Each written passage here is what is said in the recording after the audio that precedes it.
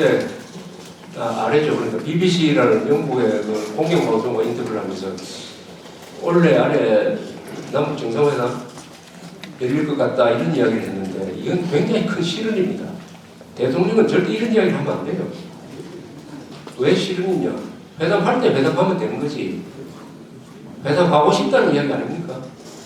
하고 싶다는 것은 벌써 자기가 입장이 약한 걸 보여주는 거 아닙니까? 또 뭐 대포소고 야단치고 있는 이때 김정일하고 회담하고 싶다 하면은 김정일 입장에서는 굽히고 들어오는구나, 더 무리한 요구를 한번 내보라, 딸려올 것이다 이렇게 생각 안 하겠습니까? 그럼 누구하고 이렇게 지금 한참 거래를 하는데 자기의 속마음을 드러내 버리면은 그 협상이 됩니까? 중소기업 사장이 납품업체 사장하고 가격 가지고 지금 상담을 해도 자기 속마음을 드러내지 않는데 김정일이하고 지금 뭘 대결을 하는 입장에서 우리나라 대통령이 연내에 만나게 될 것이다 이런 이야기를 하면 안 되죠. 아무런 그 계산이 없는 이런 이야기를 했는데 이게 또 과거의 대통령들이 걸렸던 소위 정상회담병에 걸린 징조입니다. 정상회담병이라는 게 있어요. 이 오래 계속되는 병입니다. 우리나라 대통령이 한 임기 2년을 넘기면은 요 병에 걸릴 확률이 많아요. 왜 그러냐? 2년쯤 해보면은 우리나라 대통령은 또 요새 대통령은 국정 무대에 가서 정상회담을 하는 경우가 참 많습니다. 아마 이명박 대통령은 1년 중에 3분의 1이나 한 4분의 1은 외국 여행을 하고 있을 것입니다.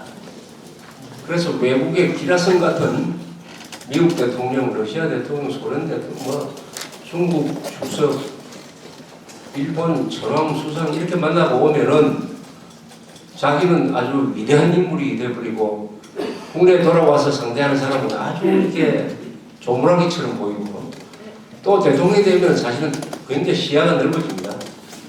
사물을 넓게 보고 정보는 고급 정보가 들어오고 하니까 똑똑해지고 그만큼 국내 정치하는 사람들은 답답하게 보이고 이렇게 됩니다. 그러면서 야심이 생기고 야심이 조금 있다가 욕심이 되거든요. 그 다음에는 임기가 이제 이 시계를 보니까 2년밖에 안 남았다. 2년 사이에 역사에 남는 무슨 뭘 좀 해야 되겠다 이런 또 욕심이 생깁니다. 역사에 자기 이름이 국회에 나온다. 그거 보니까 김정일이가 보이고 김정일이하고 만나서 뭐 좀 하면은 신문에도 크게 나오고 반대하는 좌익들도 좋아할 것이다. 여기서 무슨 돌파구를 찾아가지고 세종시 문제 이런 걸 가감한 걸 가지고 이쪽으로 어떻게 돌파구를 찾아볼까 하는 이런 유혹에 지금 빠져있지 않느냐 하는 생각이 들어요. 만약 그 길로 가면은 어떻게 되냐면 김대중의 길을 가는 겁니다. 김대중이가 임기가 반쯤 됐을 때 김정일하고 만나가지고 그 나머지 반은 국가에 위해를 끼치는데 써먹어버렸습니다. 그 전반기 반은 뭐 그렇게 괜찮았어요. 잘하는 게 있었어요. 그리고 후반기 반은 6.15 선언이라는 이 반역적인 선언에 발목이 잡혀가지고 김정일이가 핵 개발하고 있는데도 불구하고 계속 돈과 물자를 보내고 남한에서는 진보 좌익 세력들이 마음대로 깽판 칠 수 있는 자유 면죄부를 주는 이런 역할을 했는데 이명박 대통령이 김정일이하고 만나는데 뭘 건다고 하면은 받을 게 별로 없어요. 우리가 북한으로 받을 게 없습니다. 줄 거는 뭐냐? 우리 국가 이익을 넘겨주는 거죠. 줄 거는 뭐냐? 우리가 가지고 있는 지켜야 될 걸 국민 정신, 국가의 정체성, 헌법 정신, 법치, 이 국가의 기강, 국가의 정신, 눈에 보이지 않는 이 가치를 싼값에 북한에 팔아넘기는 일이 될 가능성이 있습니다. 얻는 건 없고, 얻는 거는 립 서비스만 얻을 거예요. 만나면 또 민족 어쩌고 뭐 이렇게 나온 거 아니까 민족 화해가 어쩌고 뭐 우리 민족끼리 좋은 말 다 나오죠. 화해, 협력. 그 말이야 그 일정 자리 가치가 있는 겁니까? 김정일의 입에서 나오는 말치고 참말이 어디 있습니까? 그래서 만나는 데 있어서 두 가지가 제일 걸림돌이, 우리 국가로서 걸림돌이 될 것이에요. 첫째는 북한에 가서 만난다. 대한민국 대통령이 김정일이라 부르면 쪼르르 딸려가가지고 평양에서 세 번째로 만난다. 이렇게 되면 어떻게 됩니까? 세 번째로 만난다. 우리 헌법은 북한을 국가로도 안 봅니다. 반국가 단체다. 단체로 보는 거예요.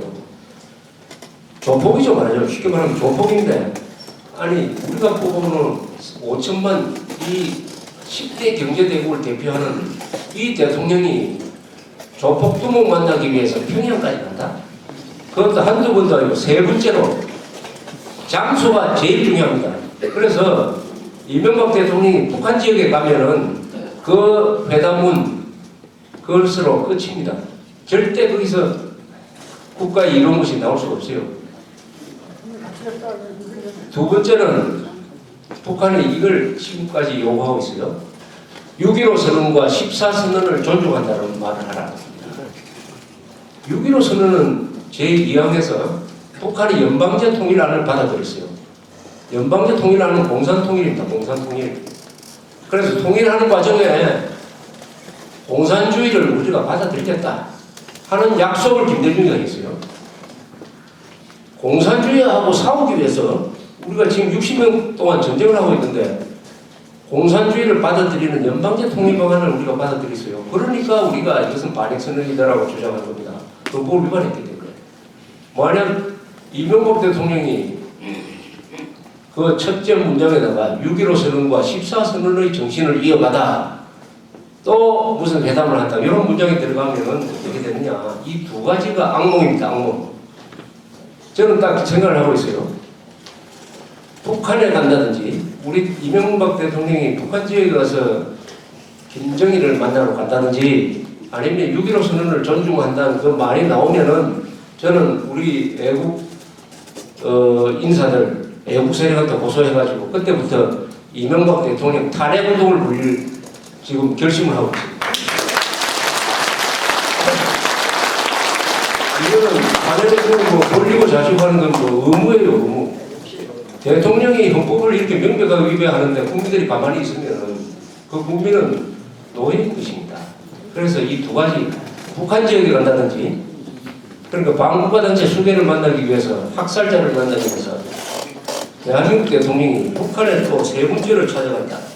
6.15 선언을 계승하겠다고 함으로써 공산주의를 우리 체제가 받아들이겠다는 선언을 하면은 그 대통령은 절대로 국민들이 용서하면 안 됩니다. 탄핵을 해요, 탄핵. 가장 합법적인 방법은 탄핵, 국회가 탄핵하도록 탄핵 운동을 해야 될 것입니다. 김정일을 불러와야지, 그렇죠. 김정일이가 서울에 오는 것은 뭐 반대하는 사람도 있고 찬성하는 사람도 있을 것입니다. 아니면은 판문점에서 중립기에서 만들 방법이 있긴 있어요. 판문점에서. 판문점은 남북 간 약 사이에 있으니까 거기서 만나가지고 계획하면 되지. 왜 북한에 가면 안 되냐? 북한에서 다 연출을 해버립니다. 북한에서 취재가 마음대로 안 돼요.